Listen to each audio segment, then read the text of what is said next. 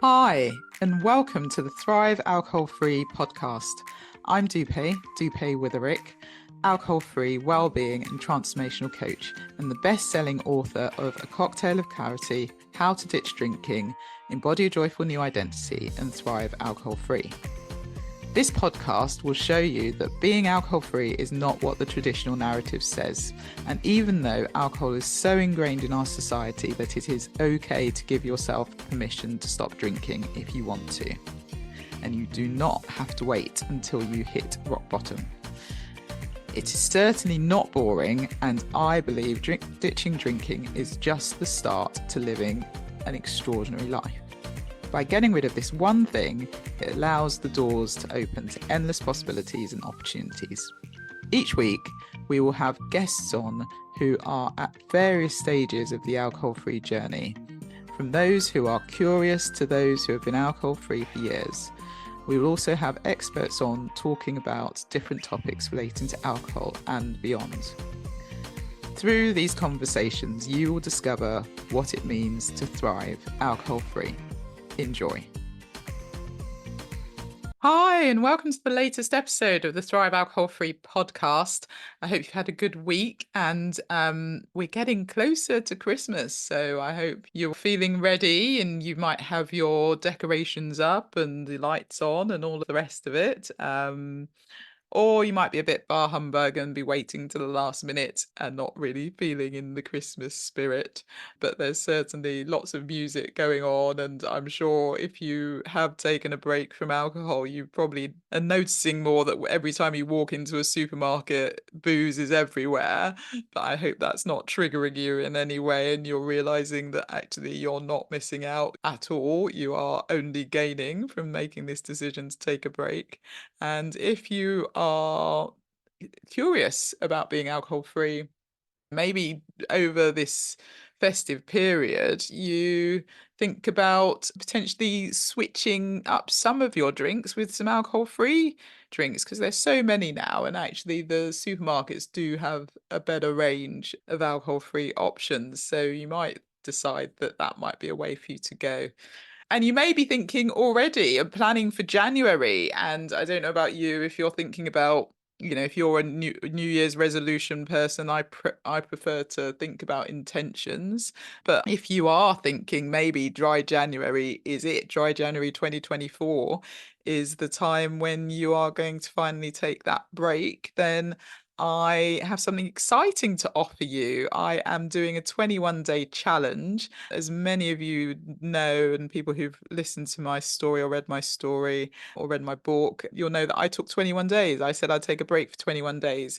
And during those 21 days, various things happened, which helped me continue and get to 30 days and then get through my first Christmas and New Year.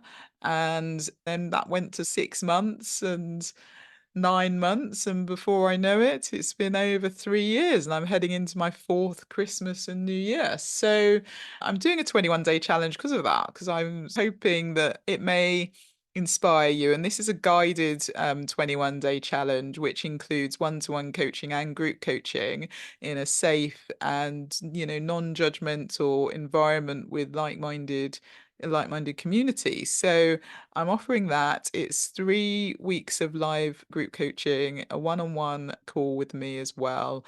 And then there'll be community support, as well as a number of practical tools and guides to help you along the way to really enjoy taking 21-day break and not feel like you're depriving yourself in any way.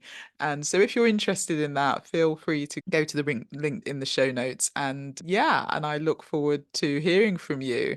So today I have Carol Mae Whittick on in this episode, and we have a really great conversation covering intuition and purpose and spirituality, and we talk about journaling and really feeling into the emotions and the impact of alcohol on women, especially as we get older.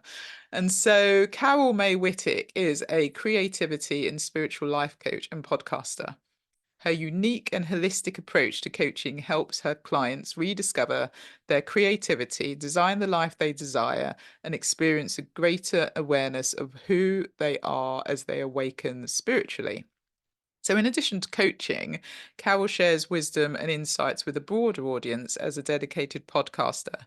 She is the creator of Higher Energetic Resonance, her podcasts. So, she has her conversations, which is tools for awakening, and is her platform for thought provoking interviews with leading experts in the field of spirituality and creativity. And I've been honoured to be a guest on that podcast. So thank you, Carol, for having me on that. And she also has her solo episodes of her inspirations, where she examines key topics and offers coaching to those seeking a deeper knowledge of themselves and the world. So I thought this was a really fantastic conversation and gave food for thought. And if you are interested in tapping more into your intuition, or if you're just thinking about potentially taking a break and why that could be a good idea, then I certainly encourage you to listen to this episode. So, without further ado, here is the episode with Carol. Hi, Carol. Welcome to the Thrive Alcohol Free podcast. Thank you so much for being here. It's lovely to see you. Nice to be here, Dupe. Thank you. So, why don't we start with a bit about you? People that don't know you, why don't you tell us how you got to be here today? Life. I think like when I kind of think about what it is that I'm doing right now, it just feels like the easiest portion of my life, in terms of all that I'm doing right now is just a culmination of all the things that I've experienced and all the things that I've ever wanted to do. And the main thing for me was just to live a life of creativity and being able to like respond to that. And so what I create in the world now is as a result of me just going, I want to do that. Yeah, I'm going to do that. And then in terms of the coaching and the spiritual life coaching is just a result of the years of searching and internal work and coaching over the years that I've done for other people, that it's like a no-brainer for me to be able to do this. So it kind of like, I don't know, I've got to a point in my life at the moment where everything feels very it's just like it's like a big of course. It's like of course I'm going to be doing that, of course I'm going to be doing this right now. That's not to say it's not challenging, that's not to say that I'm like facing like all of these kind of big, how am I going to make this happen?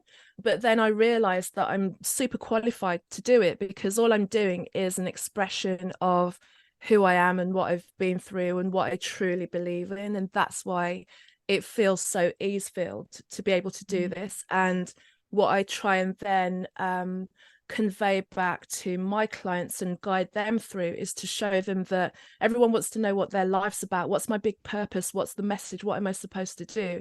And I'm just saying to you, just look at your life. Your life has qualified you to then give back in the way that you feel. Like, it shouldn't have to be overly complicated what it is that you put back in the world. Your purpose is you expressing what brought you to the point of this point in time. So with the coaching, with the writing that I'm doing, with the music that I've done before and will do again, because I'm feeling really excited about bringing that back into my life, with the podcast, all of these things have just been me having an idea about, I want to do that, and it's like, okay then. so we just do it, and but I realize that not everyone sees things that way, but like, honestly, I don't believe it's really that complicated. And also, we live in a time right now where if we utilize technology, it's all on our side and it's all there available for us to come forward and really show the world who we are and what we can offer, what we've been through. And then the right people will just align with us and be part of our community, and we'll be able to help them. So that's where I'm at the moment. Wonderful. That sounds amazing.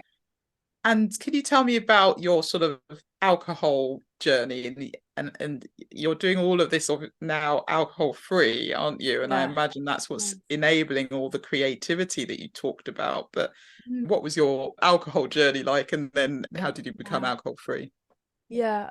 I was thinking about this. I'm like, when did I start drinking? I didn't, I was never like a sneaky school drinker or anything like that. In fact, like alcohol and cigarettes I didn't really get into that until I left school, like late teens, early 20s and that kind of thing. And then drinking especially just kind of became like a game. And there are like few times, especially when I was younger, and I had an experience with Captain Morgan's to the point that even the mention of Captain Morgan's brings back the smell. And it just I'm just having all of these like and I the guy that I was seeing at the time had like put this, I don't know, this beaker full of like half Captain Morgan's, half Vimto, because I was a classy kind of girl. And be like, I bet you can't drink this by that point, like half, like the clock needed to go to half past or whatever, but he gave me like this time bet that I couldn't drink it. And of course, when you're young, people don't lay down the gauntlet like that and expect you to just go, oh no, no, no, I'm not going to do it. So of course I took it on board. And then this is why I have like just the thought of the name of Captain Morgan's, just literally like my eyes water, my mat, just because I remember the rest of that evening. I remember running somewhere. I remember a chip shop. It was like vague memories. And then also I just remember at some point in the evening, just seeing the bottom of a toilet bowl. Just, Mm. that kind of Mm. horrible experience. And over the times, over my 20s, and alcohol was always kind of that. It was rarely just kind of being very classy about it. It was just like going on the, getting on the tube, going somewhere into central London and kind of taking like as much as we could on the tube anyway, so that when we got to the venue, we didn't have to spend so much money in the venue on alcohol. So alcohol was always about like, oh my gosh, how much are we going to drink tonight? It was almost like this game of excess. Mm. So that's kind of the mainly what alcohol was to me. I Mm. did go through a phase where I kind of went through the stage as most people that are trying to get into music or anything like that, where you end up working in hospitality. So I did have a period of time where I worked in really nice bars, really nice cocktail bars, very high class kind of, people would fight to get in, celebrity led kind of things. So I started to then be able to taste like, really expensive bottles of champagne, really top level cocktails that people were paying like 15-16 pounds for, which is probably cheap by today's standard, but back then that was like exorbitant, Yeah. And so then I got to taste like different kinds of alcohol, like sake and like kind of new ideas of alcohol. So then I got a little bit more refined with drinking alcohol, with wine also, because we'd also get a lot of training on wine. Mm. And at the time I didn't really appreciate the level of training that I was getting from the wine training, because people would pay hundreds of pounds to get Mm. the training that I got as a waitress, in Mm. terms of like the education that I was getting around wine. So Mm. then, and also I started to meet people, so I get invited to wine tastings and things like that, really nice stuff. um so then I kind of pulled back after a while from going out to get obliterated, and then it just became like, if I was going to go somewhere, then I try and have like a relatively nice wine, or I felt that I knew a few things. I probably didn't. But then over time I just stopped. I like that social aspect, in terms of like going out and going to bars and going to like a lot of openings and that kind of thing, just really fell out of my life, just because like my life moved on and that wasn't really what I wanted to do anymore. And then I got to the stage where I was only drinking when I was with one person, because they were the only person that was in my life that drank. Everyone else just didn't, and then it took a while for me to really realize that that was happening, because I was not the kind of person that needed to drink. I didn't want to drink on my own. I didn't enjoy just sitting there, because I like gin and tonic, I like nice whites, and the whole thing that used to be pushed to women, you know, like we went through this real Pinot Grigio situation. But then because I just stopped doing that kind of thing socially, and then I realized that I was only ever drinking with one person. Like if we went out, or if I went round to their house, I'd like buy a bottle of wine on the way there. And it wasn't even an overly special, you know, I'd get change out of £10. So it wasn't like a top level wine or anything like that. So like eventually I got into a stage where I was just really looking at my life in general as to what I was doing with everything, like my behaviors everywhere. And I realized, I'm like, why am I only drinking with this one person? And eventually that friendship just kind of fell away, simply because we just went in different directions. So the drinking just fell off. And I really delved into then more spirituality. And for me now, realizing when I think about the times where I have got so blind drunk, or there are parts where I don't remember, and then I've got fed back, you know, oh, last night you were so funny, or this happened, and I have like no recollection of it now, especially coming from a spiritual point of view, where you know, they're saying that when you get so blind drunk, something else will enter into you, is kind of the most horrifying idea for me as well, because I'm so reliant on my inner voice. I'm so reliant on my intuition to have that conversation with all the things that I'm trying to do. I want to be in constant communication with that. I don't want to have any interruption. And I realized that if I even take one drink, then there's just going to be a disrupt. And I don't know then what I'll start listening to or relying on, because my connection has been built and is so strong. And it's like the most important connection that I have right now. So I don't want to do anything to jeopardize that, because it's helping me move forward in my life. That's amazing. That's amazing. And so much there. And I'm fascinated by the fact that you said that there was only one person in your life who was drinking, and that everyone else around you wasn't. And that's probably really opposite to a lot of people. And probably the person listening to this will be thinking, gosh, everyone around me drinks. So how did you get to the point where you were surrounded by people that weren't drinking? Because I just didn't have a real job. Quotation marks. You know, so I wasn't going somewhere every day where it was the culture, because a lot of the time when I was drinking like regularly was because I was working in an environment, in an office, in a workspace, where when we'd finished when we finished at the end of the day, it'd be like, anyone want to go for a drink? You know, that's like, so we'd all kind of go off and go somewhere and have a drink.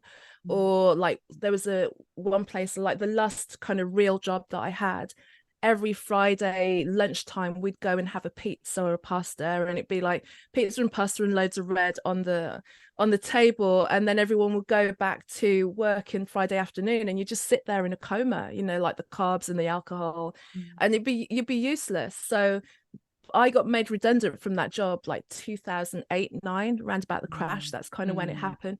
And then after that, I just got into more freelancing or doing things where I was more self-employed, and I was just less into the culture, because I kind of moved away from it. And even with some of the work that I was doing, when I was doing a lot of expo work and sales work, then I was kind of witnessing people drinking to excess. So I was witnessing it more than being part of it. And I was just like, I don't want to do that. I don't want to look like that. You know, the vanity started to kick in.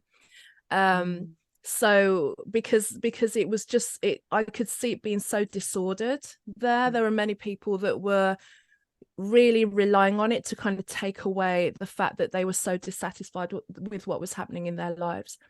And even though I wasn't necessarily in the best space then, I was still having to work through a lot of stuff. I didn't need to go to that excess with it, no. And but I still had that one friend that was kind of like a legacy friend that I'd known for like 10-15 years. So we still kind of did that thing, because that's what we did.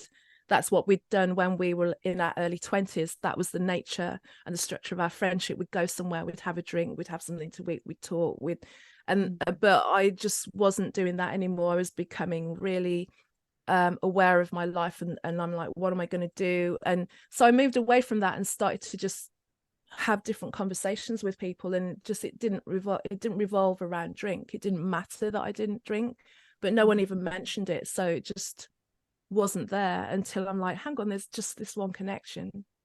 Yeah, it's amazing. And you touched on the fact that you were looking at people, and you said it was a vanity thing that started to kick in. You were thinking, I don't want to look like that. But it's interesting, you said they were so, you felt by watching them, they were so dissatisfied with what was happening in their lives. And it's really, I'm curious, because that effectively we're saying that alcohol, people are numbing because of whatever's going on in their lives. And is that what you meant by that, or what did you mean? Yeah, because a lot of the time, and this is one of the reasons why I stopped kind of going for drinks with them, because the going for drinks in that environment was everyone, like, we'd work events, shows, like in the long exhibition day, so you're 9 till 6, sometimes longer, you're standing up, you're selling, you're promoting, you're doing this all the time, so you're exhausted because you're just having to be on all day long. A lot of it was, and much of it was sales as well, so the pressure is on for you to kind of hit your own targets. Like, if you don't sell, you don't eat. It was commission only. But also, like, so many people were there that had been there for like 5 years, 10 years already. They were kind of frustrated with the industry, they were frustrated with the people that they were working with, or they were frustrated with each other. And then what it seemed to be like is everyone left from there and just went to the pub and then drank and just moaned about the day that they'd just had. And I'm like, okay, it's just, and at that time I was just going like, what am I going to be doing going forward? I was really trying to work out what it is. I'd had like a real disappointment with like a music project that I'd had like a couple of years since, so I was still really burnt from that, but I was in this kind of, where am I going? So I was doing that work, I was doing more freelancing online as well, so I was starting to spend more time on my own and build up the freelancing that I was doing online. So I didn't, when I was working on my own, I didn't want to sit here drinking on my own because it didn't seem like fun. So when I was around people that were drinking, then the majority that I was seeing was just people who were just going to the pub and just drinking more and complaining more. And I'm like, like asking myself, it's like, was that what I was doing? Is that how I did it? I never remembered being a maudling drunk. There were times where they're like, there'd be a breakup and they'd be crying and things like that, but for the most part I didn't use it to kind of just exasperate, like moaning and just everyone kind of going into dissent of just the unhappiness and dissatisfaction they had with their lives, because they'd have that, and then the next morning we'd be back on the stands in the shows again, and then they'd just come in looking a bit rougher, complaining about stuff, or inadvertent someone would have fallen into bed with somebody else. It was just like this kind of like unconscious mess of stuff. And also I was like, well,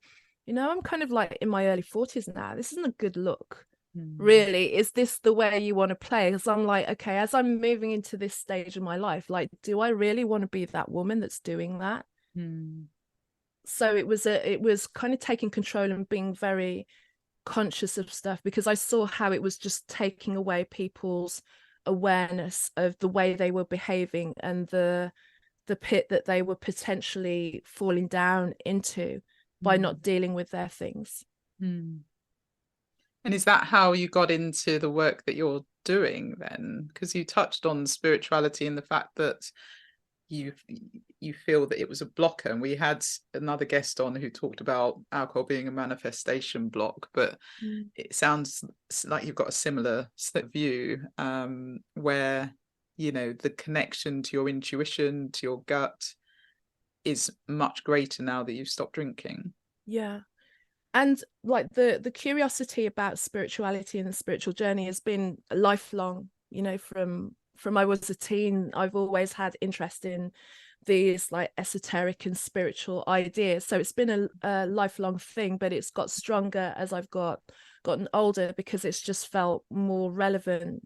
And also I've realized how I can really tap into it and use it to direct my life. You know, just the idea of having a drink now is like, well, why would I do that? You know, like if I ever think that I miss a gin and tonic, like sometimes just having like a tonic water is enough. It was just, you know, it was a lot of the time it was the taste, not so much the idea that I'd be pulled off center. So I don't know. And I think I'd also heard a few people mention, you know, the correlation between drinking and not having that full connection. And when I heard it, it would kind of just like ring something in my head and go, okay, that kind of makes sense. But I never went into it just going, oh, I'm just not I'm going to stop drinking so that I'm completely aligned with my higher self. I didn't realize that that was going to be a byproduct of it. But the more that I go on now, the more that I remember like how just even having one drink can just really shift my perception that I wouldn't want it to be any other way. Wow. Yeah. Just one drink does that. Yeah. Yeah, because I'm, you know, I've not drunk for so long that, Yeah. you know, I'm gonna be like the total lightweight. So it's you know, it's not gonna take much for me to not feel the centeredness that I feel now. And that can be with anything as well. So like every now and again I'll like to do like a couple of days of fasting and things like that where I'm just, you know, just drinking teas or things like that. And the clarity that comes from then eliminating even like too many sugars or too many carbs or too many things that are not helping me, that really strengthens that. And that's just by taking out certain foodstuffs, you know, like sugar and carbs or anything that's kind of too spicy or anything like that. So if I remove that, and I can see the clarity that just comes from spending a few days just drinking nice teas, which is where I kind of invest my money now, you know, like a tea snob. The difference that makes is then like the clarity that I get from that and the insight that I get from that, I just wouldn't want to mess up. Like all the things that I'm creating now and all the visions that I have for the future of what I'm building are just so clear that like it just kind of like keeps me motivated every day to wake up and go, okay, what do I need to do now, or what am I aiming for? And I can really see where I'm going to be in 5 years time or what I want to create and the reasons to do that. And being able to see that clearly all the time is what keeps me going. Even when I was speaking before, like sometimes you feel like you're just putting stuff out there in the wilderness of the internet and no one is anybody hearing me, you know. But the thing, what gets me through those moments is that I can clearly always see where it's going or what it's supposed to be and who it's supposed to help. And because I really see that, the more that the more that I honor that and the more work that I put in there, that vision just gets stronger. That I don't want to mess that up. It would just ruin my future. I think I'd start if I didn't see that clearly where I was going, I'd have a lot of self-doubt. I'd start second guessing myself. I probably wouldn't be as consistent, and I'd just kind of start pulling back away from what it is I'm seeing going forward. So that's why it's now I'm like, why would I mess that up? I'm being guided really clearly. It's to me it's just very easy not to do.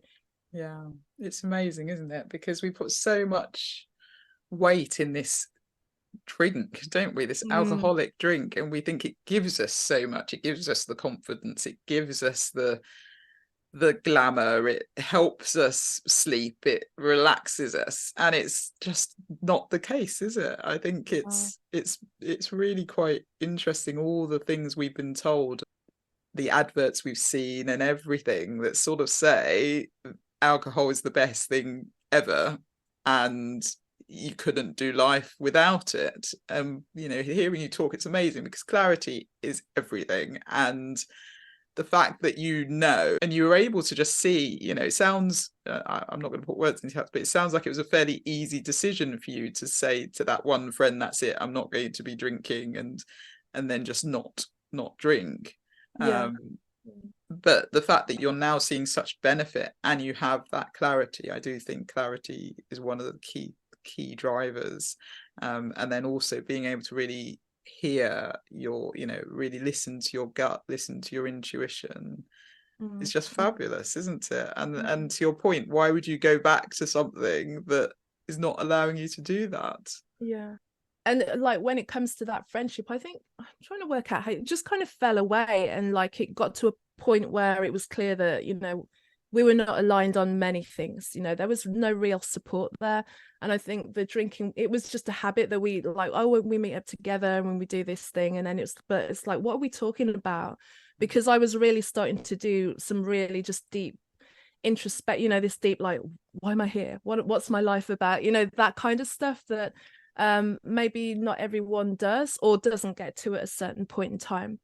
And then and also I was looking at it and going, well, why is this pushed so heavily on women? Why is this, like, if we know that, if you break it down to like the contents of what alcohol is, like, why are you forcing this on women anyway? Like, why are you kind of really putting it to the point that anyone who doesn't do it is deemed as crazy, is deemed as no fun, is deemed as boring, when all you're doing is moving away from something that is effectively, like, from my point of view, if I do it, it would ruin my life, because it would ruin the plans that I have for it, which might sound like dramatic considering I didn't have like what would be considered a drinking problem, in terms of excess and those kind of things.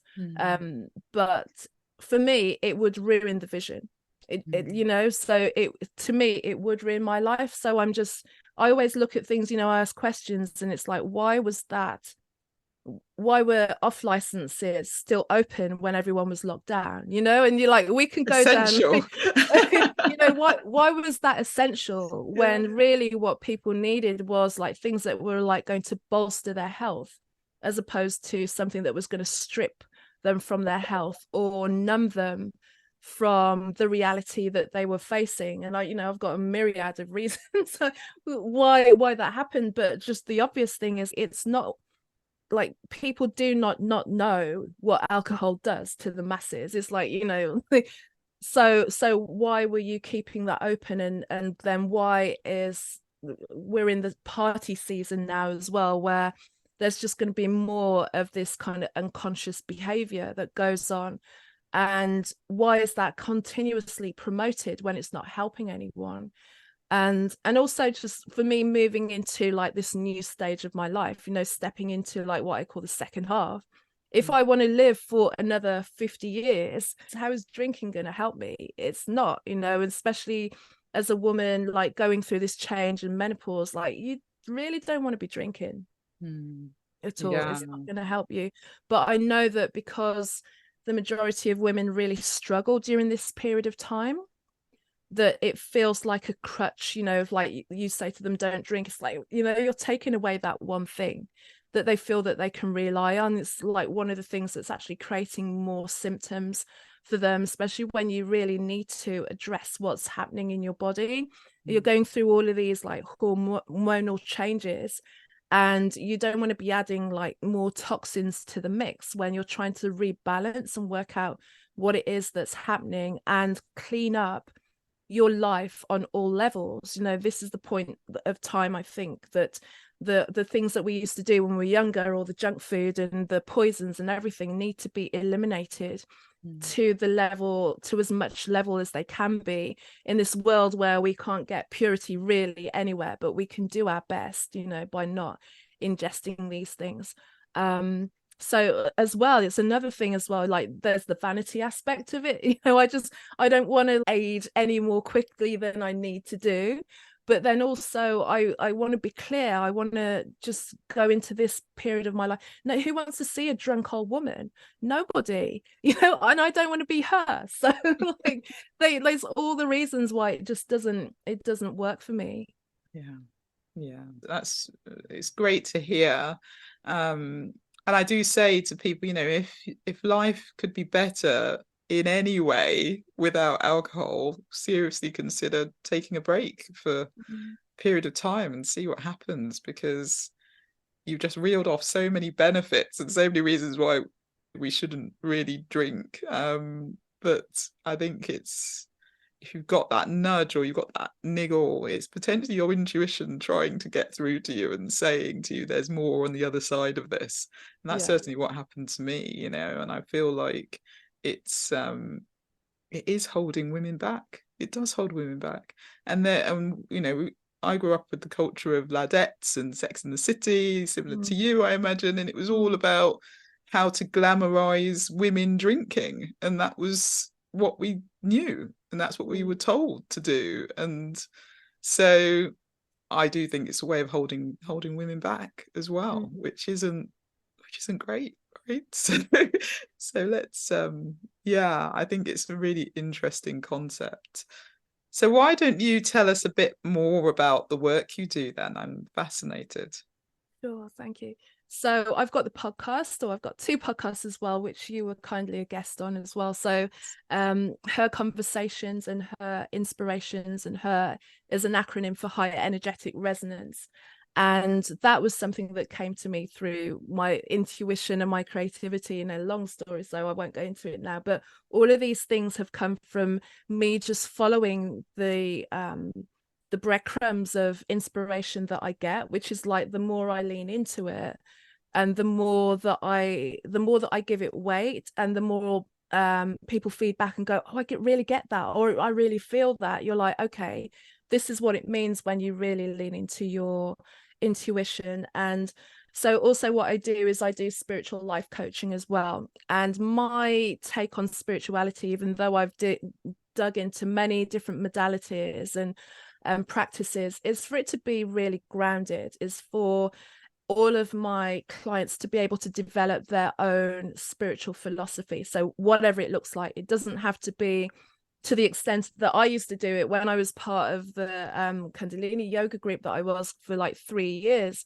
I'd be up at 4 a.m. every morning doing like 2 hours sadhana, you know? So like I went through that practice, and you know, I don't do that anymore, but my meditation and my journaling, and like I still have that as a daily practice, so as a way of really honoring what I hear and following what I hear, and taking steps and pushing myself into places where I'm like, why am I here? And then I, you know, like really, like I'm getting kind of used to like doing things where like there's a voice that goes, we're scared, and another voice goes like, who cares? You know, and going for it. So I'm doing as much as I'm guiding my clients to as well, because I'm just seeing how all of this can expand. So with the spiritual life coaching, usually clients are like, well, you know, what is my purpose? I feel I'm here for something more. How do I awaken that within me? How do I kind of match up with what I'm seeing, and how do I like step forward and put it out into the world? So it's me just like guiding you through that, and really just pointing out where you already know what it is. Your life is already showing you what it is that you're supposed to do, and maybe you just don't see it because we're always waiting for this like flash from the sky or anything like that. It's there in front of you already, and sometimes you just need someone to go, well look at this and step into that and try this, and why are you thinking that, and really shaping what it is that you want to do in this world. Because I think this is so necessary, really, and especially as women, we need to see other women just doing themselves in a real and an authentic way, to like almost, you know, allow you to take on the permission, not that you need any, to feel that there's space for you and there's space for everyone. You know, that's also what I want to hope that all of my clients come away with, knowing that there is room for them, even if there are like 100,000 different coaches. Like, no one is you. Not everyone wants to work with the big names. Sometimes people want to work with like a smaller, bespoke, really embodied kind of coach that really speaks to them. So that's the spiritual life coaching.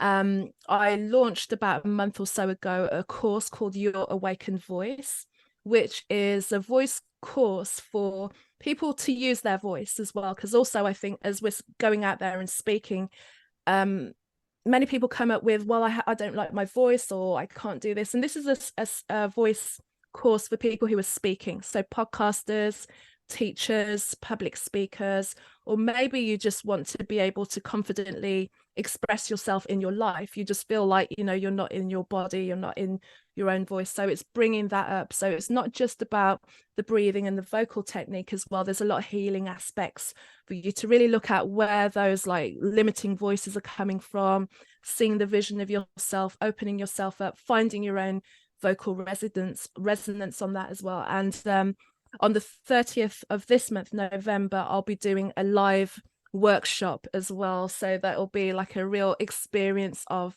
that whole thing. So that's your awakened voice. A webinar workshop as well. So I'm literally just writing everything this week as well and putting it up in a couple of days. Fantastic. And I love that. I really feel that as we all get older, purpose is such an important thing, isn't it? It really it shifts, doesn't it? I don't know if it's once you hit 40, you suddenly think, what's my purpose? But it's not something you maybe thought about in your 20s. And I know lots of people do in their 20s now, but I didn't. I was very much like, right, let's crack on. And and you do start thinking more about your purpose. And so to be able to help people to really discover that is fantastic. And I had a question for you. The people that listen that are obviously curious about potentially becoming alcohol free, but there are people that are already on the alcohol free journey. And so for those that are on that journey, how would you say people can lean into their intuition and do that? Because if it's completely new to them, what tips would you potentially give them? Just there'll always be like this kind of recurring like voice or something. You'll just always like have an awareness of something, and it will be kind of like saying, why don't you try this, or why don't you do that? And more times than not, it will be your voice. I think we want it to be like this kind of like reverberating Charlton Heston thing coming from the sky. It's not necessarily that. Or there'll just be a knowing or a sense that something is right for you. So sometimes it will be a voice. Sometimes it will show up in different ways. For me, sometimes it can be just like a feeling of doing something, and I'm like, oh my God, yes. You just feel like a full body yes about something, in the same way that you can be around someone and go, oh no, I think I just, that like really kind of really notice how you respond to things on a sensory level, because your intuition doesn't always speak to you audibly. Like sometimes it will come through somebody else's voice. Sometimes it will be you'll open a newspaper or website, or you'll see a meme and it just like responds to a thought that you had, and it kind of like confirms something that you were thinking. So notice when things line up, and I'd say journal, like really start to just note them down, and like let journaling be your own method. There's many different ways of journaling. There's no right or wrong way, but if you start to make a record of them and like put them down on paper, well, you can digitally journal if you want, but I like the pen and paper kind of way. Then you can start to notice patterns, or like when something is coming through to you, or sometimes you're writing and then you just let your mind just write without editing, and things will come through. But then you'll start to see that there is just like, you're not alone in this. And because the world will tell you that all of that stuff is crazy, or you need to do, if you kind of follow the crowd, what's the quote, like, don't follow them, they're lost. They literally are. Most people are following other people who are following other people. No one really knows who's leading it and why they're going that way. No one questions it.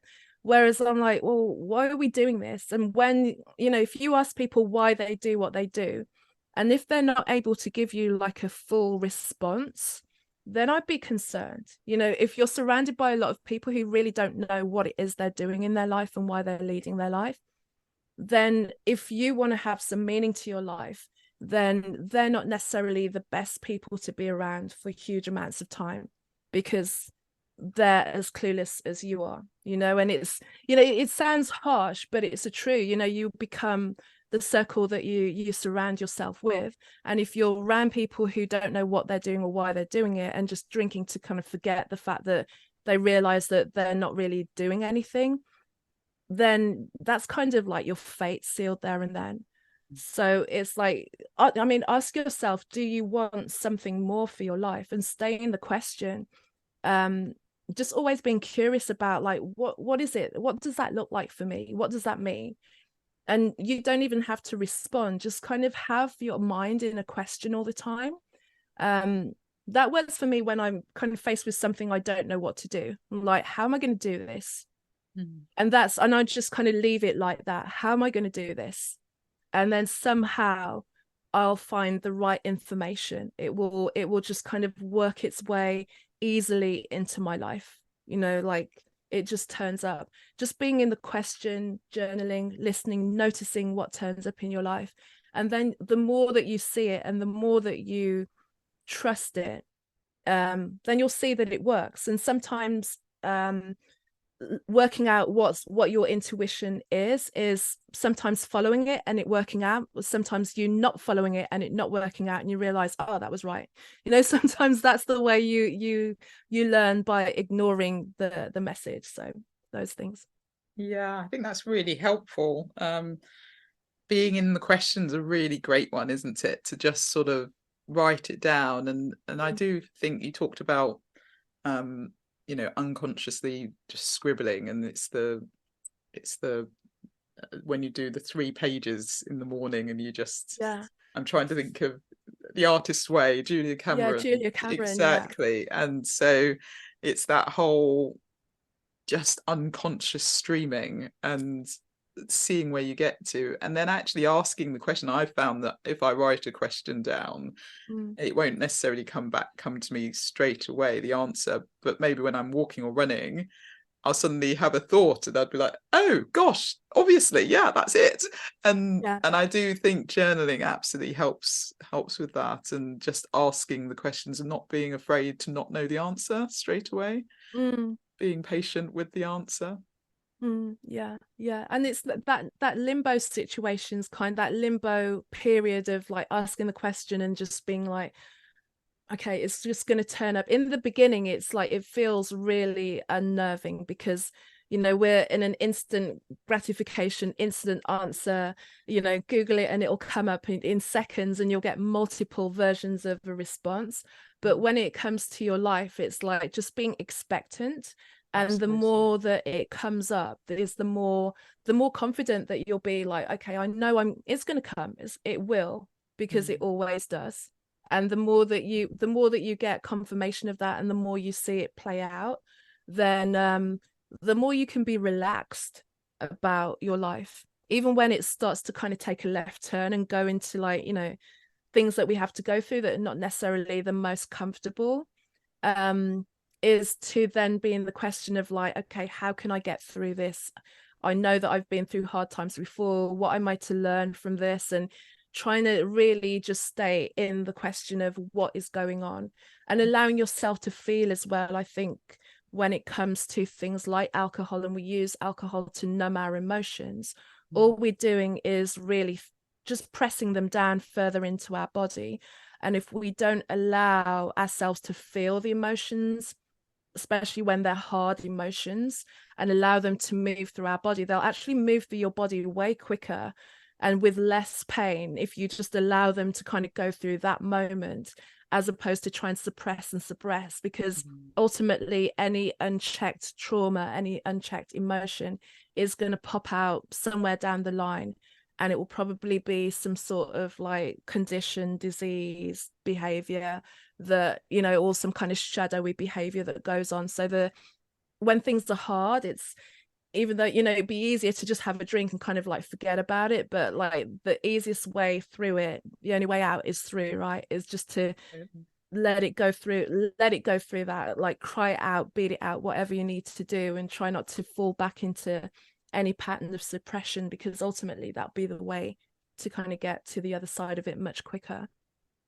Yeah, such good advice, and it's so true. I think you don't appreciate how it's the body keeps score, isn't it? Is the book where Yeah. you're, by suppressing so much, you can run the risk of making yourself unwell, and that's the reality of it, isn't it? And you're right, it's easy to numb things quickly and just sort of try and, but it's still there, it doesn't disappear even Mm. when you numb it with alcohol. But being able to to sit and just let it wash over you, and it's uncomfortable, and you need to become comfortable in being uncomfortable. But once it has gone over and you've been able to process it in a healthy way, it just does you so much good, and it makes it so much better. It's not easy, but it's a lot better. I'm laughing because it isn't, but it's so freeing, Yeah. It's so freeing. Yeah, absolutely. Well, thank you. And so we always end with the question, what does thriving alcohol-free mean to you? And I know you've mentioned lots of things, but maybe in a nutshell. I would say the main thing for me, thriving alcohol free, means that I'm just clearly connected to my intuition, my inner voice, my higher self, whatever you want to call it. I just kind of see the vision and the way and the steps that I'm meant to go in my life, and the clarity that comes from that, the confidence and the clarity and the joy that comes for that. And like I say, it doesn't mean that every day is a good day, but it just means that I know the steps that I need to take, or I know where I'm aiming for. And if I didn't have that guidance of what it is that I'm trying to do, I could see how it would be very easy to fall into stress and anxiety and depression, because I wouldn't have any direction. So for me, it just keeps my direction clear. Fantastic. I love that answer. And so how can people get in touch with you, Carol?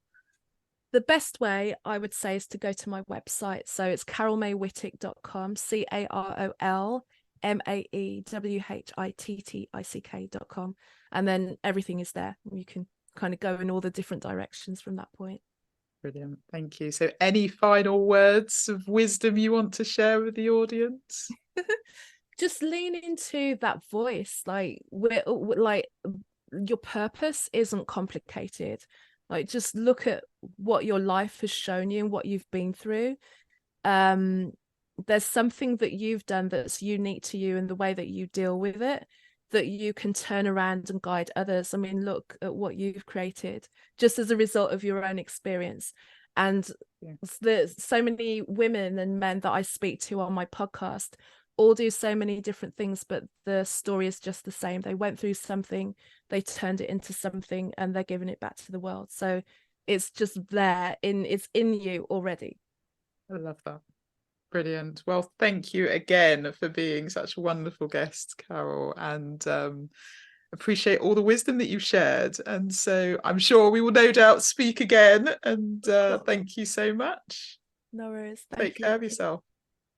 Well, thank you, Carol. I do think we can all tap into our intuition, and we all have clear purpose or purposes inside of us based on the experiences we have gone through in life, and just wanting to give back in some way. So maybe this has helped you to at least think about potentially what your purpose is, and if you don't want to go that deep, maybe just start to think about how to tap more into your intuition, or even just journaling a bit more to see what comes up when you sit in the question.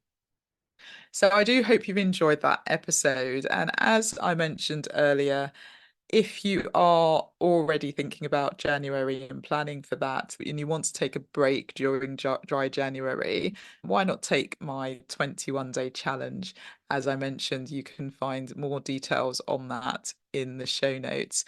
And I'm really looking forward to meeting you and going on this journey with you. Okay, so I do hope you enjoy the rest of the week and you have a lovely weekend. And I look forward to seeing you on the next episode. Okay, take care. Bye. Thank you so much for listening to the Thrive Alcohol Free podcast. If you enjoyed the episode, please subscribe so you get alerted every time I drop a new episode. I'd love it if you could rate, review, and share this episode. Feel free to tag me on Instagram at Thrive Alcohol Free and follow me for daily tips. If you would like to work with me, I offer one-to-one coaching sessions and have my signature Thrive Alcohol-Free Society group coaching program. If you're not yet ready for coaching, I also have a self-paced online course, which is a companion to my book, A Cocktail of Clarity. All the links are in the show notes. I will see you in the next episode. Have a wonderful week. Take care.